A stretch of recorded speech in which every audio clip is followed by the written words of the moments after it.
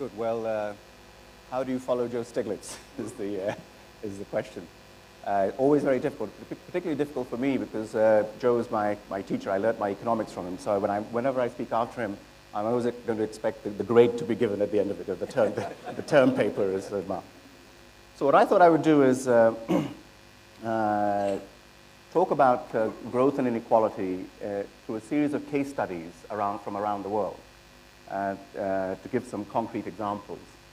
And the basic theme that I want to develop through these examples is that if there are structural inequalities in a society and in an economy, then the growth process is very likely to be disequalizing and unequal. And the way to address this is to tackle those structural inequalities and also to tackle the consequences of those structural inequalities. So that's the broad theme. And this is the theme that was part of an Asian Development Bank report, which I co-authored, called Confronting Rising Inequality in Asia. You can go to the Asian Development Bank website and you can download that report, Confronting Rising Inequality in Asia. So let me give 4 or 5 country examples from around the world about this theme about structural inequalities and the growth process and its impact on inequality.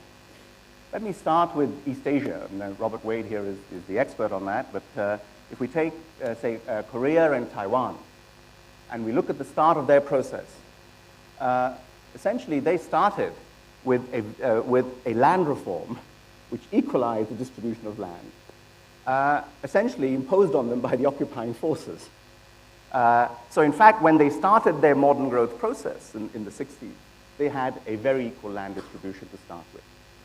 Now, I'm not suggesting, therefore, that what one should do is to be colonized by Japan, and then Japan loses the war, and then the occupying forces redistribute the land because they want to take land away from the Japanese landowners. The main point is that initial conditions matter in the society. And the second thing is that going back to the 40s, 50s, and 60s, these two countries, because of their education policies, started the 50s and 60s with a very equal distribution of basic education. So for these two types of structural inequalities, we're actually relatively equal in those two societies. And that, interacting with the growth path that they followed, led in the 60s and 70s to what we now term the East Asian growth with equity miracle. It's one of the cases in history where there has been fast growth and declining inequality in the society. So there's a case study. I'm going to do very thumbnail sketches, obviously, because one can go into a lot of detail on these things. The second case study that I want to take up is the case study of China over the last 30 years or so. And again, you're very familiar with the story that Chinese inequality has, in fact, increased dramatically over the last 30 years or so. And indeed, this was one of the motivating factors for the Asian Development Bank report. Not just China, but India, but many Asian countries, inequality has been rising. But actually, the Chinese story, if you look inside those 30 years, is quite subtle and nuanced. And the periods are quite important. Over the first 10, 12, 15 years or so, from 1978 onwards, when the Chinese reform process started, actually inequality in China fell because the focus was on the agricultural sector. Through the household responsibility system, farm output increased as peasants were allowed to keep the output that they produced. And as a result of this, rural-urban gaps actually diminished and measured inequality fell. So, strangely enough, in the first dozen or so years of the Chinese reform process, inequality actually fell. It was in the second half of that process when China opened out to the world, when the export-oriented strategy was followed, that in fact sharp inequalities began to appear, particularly between the coastal areas and the inland areas. Okay? And this is the real period of fast increase of Chinese inequality. So the structural inequality to do with infrastructure differences between the coastal areas and the inland areas, and so on, and the easier access that the coastal areas had, fueled a rise in inequality during a very high growth process. In the last 5 to 7 years, it can probably be said that Chinese inequality is not declining, but it is increasing at a slower rate. The rate of increase is moderating in China. Why is that? It's because the Chinese authorities realized that this was a growing problem in their society. and under the label of harmonious society and so on, the general meeting of the Communist Party, you can read all the documents. They started a program of heavy investment, heavy infrastructure investment in the inland areas, the westward strategy, so to speak.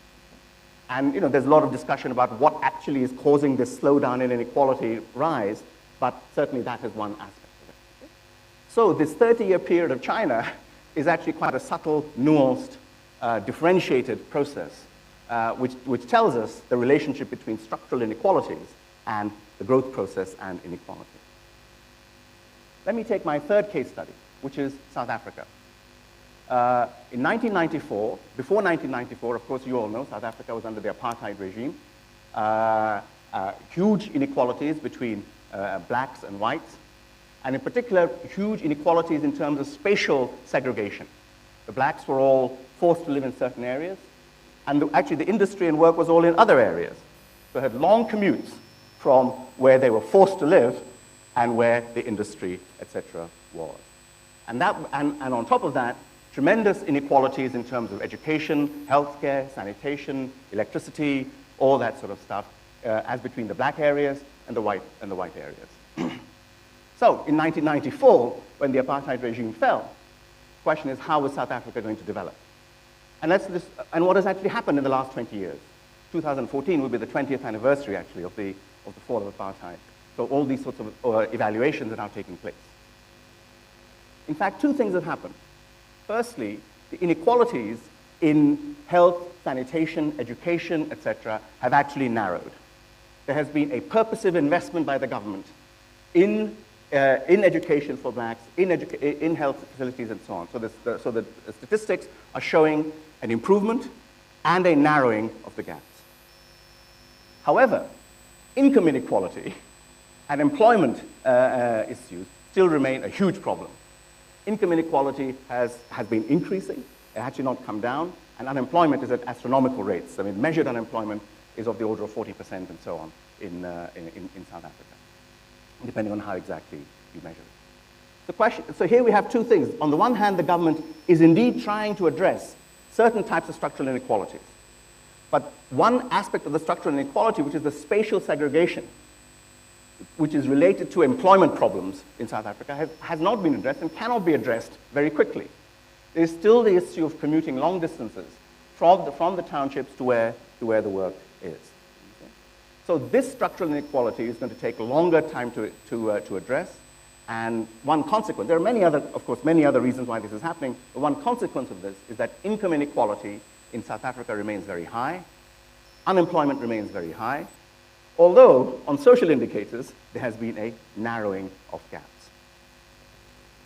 Let me take my fourth case study, which is another country in Africa, Ghana. Ghana is a country in West Africa, and a key divide in Ghana is between the south and the north. In that part of West Africa, the south of the country, actually south of any country in that part of West Africa, falls into the coastal or the forest agroecological zone, and the northern parts of the country fall into the savanna zone, going into the sort of Sahel desert type area.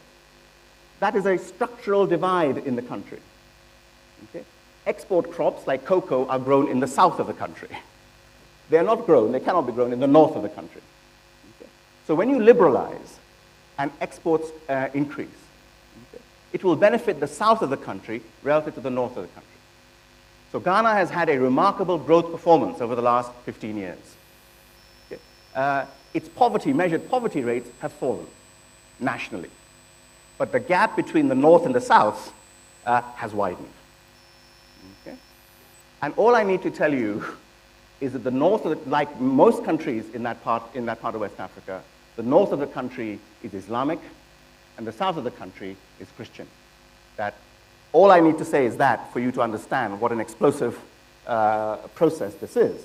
All the numbers look good, okay? The growth rates look good, the poverty measures are coming down, but unless you look at it through the inequality lens, you will not be alerted to issues that are arising in this country.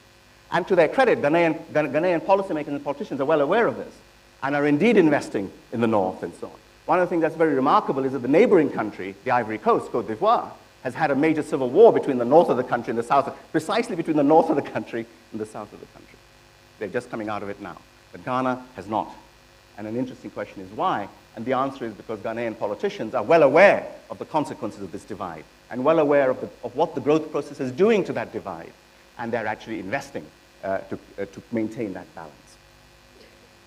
The final case study that I want to mention, and I won't take very much time over it because Joe has already alluded to it, is in fact Latin America. And as Joe mentioned, Latin America, the measured levels of inequality are high relative to Asia. Okay? But in Asia, inequality levels have been rising, and in Latin America, they've been coming down. In fact, this was the hook that we used in our Asian Development Bank report to confront Asian policymakers, to say that East Asia in particular is no longer the home of growth with equity. It is actually the home of rising inequity. Whereas Latin America, which 25 years ago, 30 years ago, we always said, oh, they're very unequal. They're still very unequal, but in fact, they're coming down. Why? How have they done it? And the answer, again, is that they have addressed structural inequalities in their society. A key structural inequality in Latin America, because it's Brazil and Mexico, so there's a highly urbanized societies. So the rural-urban divide is not as big an issue in those countries. The real issue is our income differentials within urban areas related to education differences. Okay? And so they have, as many of you know, they have instituted widespread programs of conditional cash transfers, transferring cash in return for children remaining in school and so on. And this conditional cash transfer does two things. Firstly, it's a transfer of cash to those at the lower end of the distribution. It's a straightforward redistribution. But secondly, it is targeted towards addressing a structural inequality, namely inequality in human capital in education. Okay? And all the numbers show this thing very clearly, that it's as a consequence of this, as one consequence of this, inequality in Latin America has been coming down over the last 20 years. So there you are. Those are 5 case studies. East Asia, lucky to start with a. No, we can. Let's wait for the discussion. Let's wait for the discussion. Joe can talk a lot about Russia, by the way. I can also, but we can. Let's stick to this thing for now. So just to summarize, East Asia, lucky enough, quote unquote, to start with a land reform imposed on them, but also through policy building up an equal distribution of education. China, when agriculture was supported from the policy point of view, declining inequality. When investment was turned towards the inland provinces, inequality is held in check. When those things are not done, inequality rises. South Africa, attacking one aspect of structural inequality, namely education, health, etc., but another aspect, to do with employment and income inequality, is still to be addressed. In Ghana, the key difference is a regional difference between north and south. Everything really centers around that, and unless that is managed, no matter what the other macro statistics tell you, this country is going to be in trouble. And Latin America has turned around the image of Latin America as being a high inequality country, because purposively they have addressed and attacked structural inequalities in their societies through redistributive measures. The lesson, therefore, I conclude with how I started, is that if there are structural inequalities in a society, the growth process is very likely to be unequal and disequalizing. If we don't like that, the way to address it is to address the structural inequalities directly, but since addressing structural inequalities will take a longish time, that you can't just be done overnight, we also have to attack inequality directly through redistribution of resources. Thank you very much.